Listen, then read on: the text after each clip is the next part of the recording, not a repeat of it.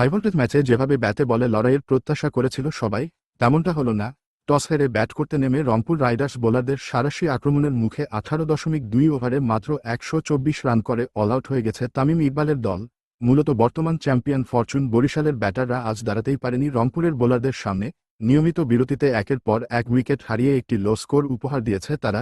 রংপুরের বোলার খুশদিল শাহ, নাহিদ রানা ও ইফতিখার আহমেদরা নিয়ন্ত্রিত বোলিং করেছেন, যার ফলে ফরচুন বরিশাল রান তুলতে সক্ষম হয়নি খুব একটা।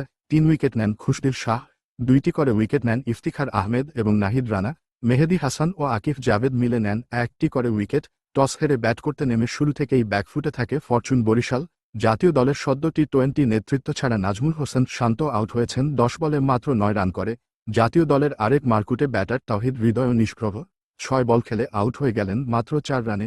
তামিম ইকবাল এতক্ষণ ধৈর্য ধরলেন, রানও কিছুটা তুলেছিলেন, এবার ধৈর্য ধরে থাকতে পারলেন না। 18 বলে 28 রান করা তামিম নাহিদ রানা বলে বোল্ড হয়ে গেলেন। শেষ দিকে মোহাম্মদ নবী 19 বলে 21 রান করেন, 15 রান করেন মুশফিকুর রহিম।